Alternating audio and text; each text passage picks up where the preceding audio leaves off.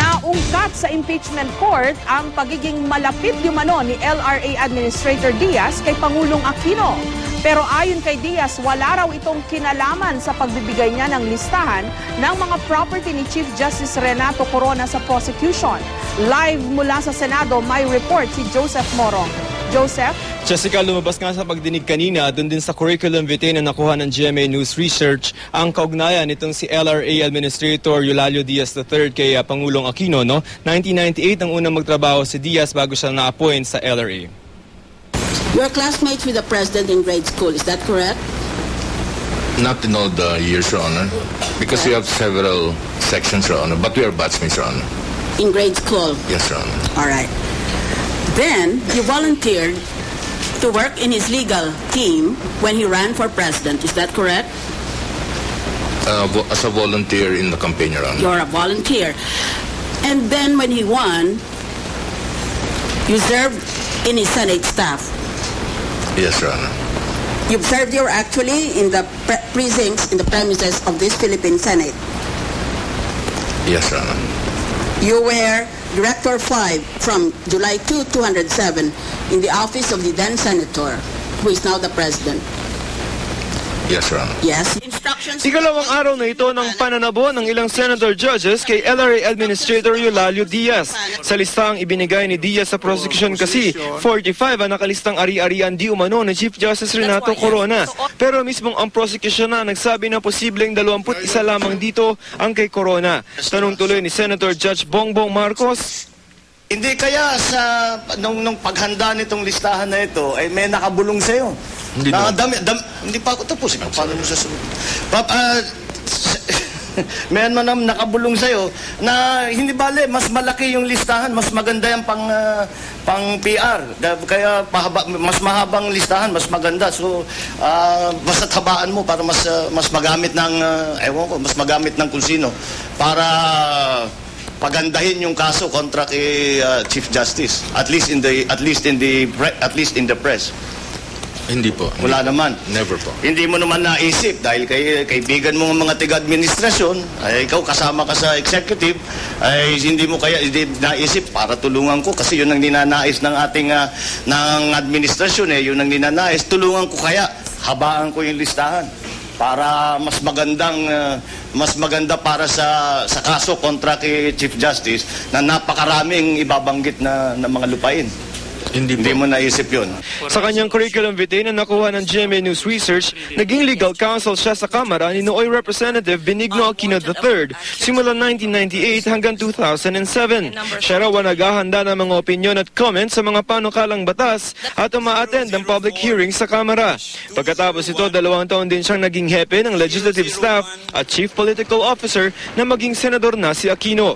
At noong 2010, inappoint na siya ni Pangulong Noynoy Aquino bilang administrator ng Land Registration Authority. Itinanggi ni Diaz na may kinalaman ang pagiging malapit niya sa Pangulo sa pagbibigay ng listahan ng mga umani ari-arian ni Corona.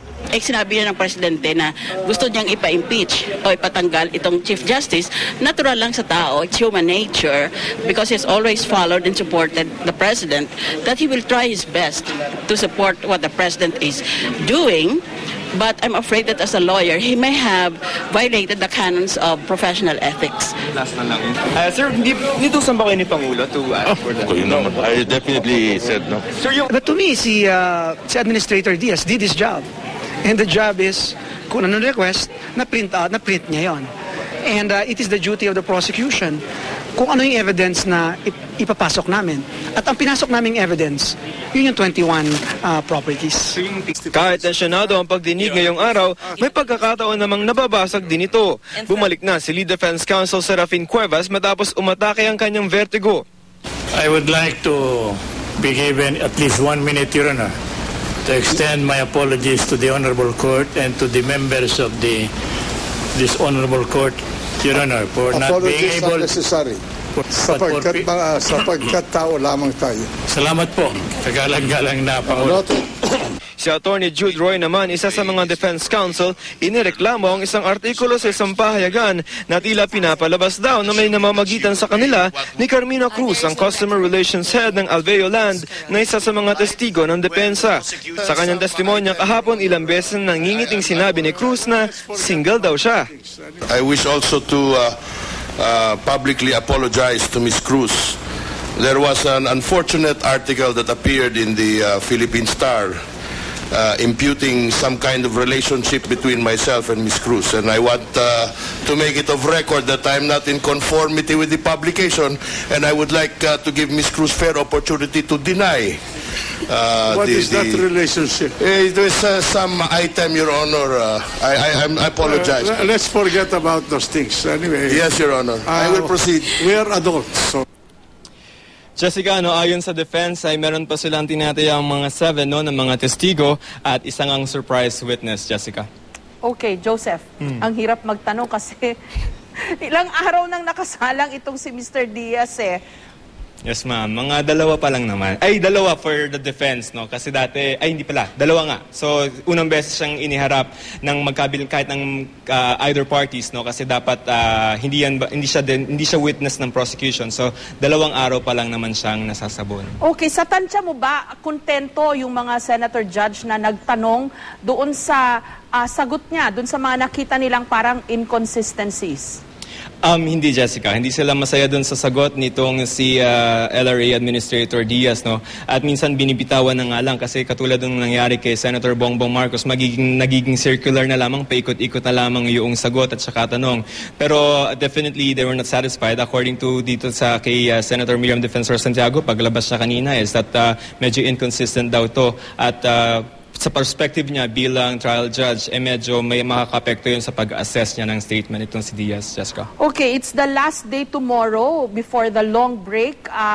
It's good strategy kung medyo magbe-break ang impeachment court with a bang, courtesy of a really good witness. May ganyan bang paghahanda ang defense sa palagay mo? Ma'am, parang wala.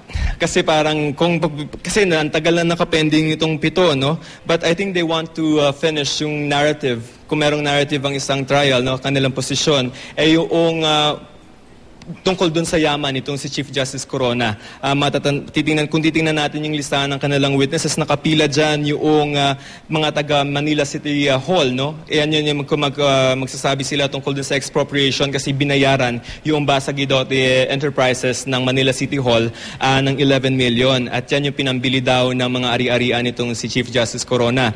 And then meron ding clerk of court na magsasabi na yung Basa Guidote Enterprises ay nasa pagmamayari na ng anak nitong sina Chief Justice Corona at si Mrs. Corona at si Carla dahil nakuha niya sa isang public auction ng mga stocks. So parang nandun pa siguro, maaaring dun matapos yung narrative and then pinag-iisipan pa rin sa ngayon kung ihaharap pa rin ba talaga itong si Mrs. Corona. Kasi I think si Mrs. Corona meron ng konting reservation kasi natatakot siya kung paano siya itatatuhin sa loob ng Senate Impeachment Court kung ilabas siya ng defensa, Jessica. Okay, Joseph, dun sa mga nagtatanong, bakit ang haba ng break?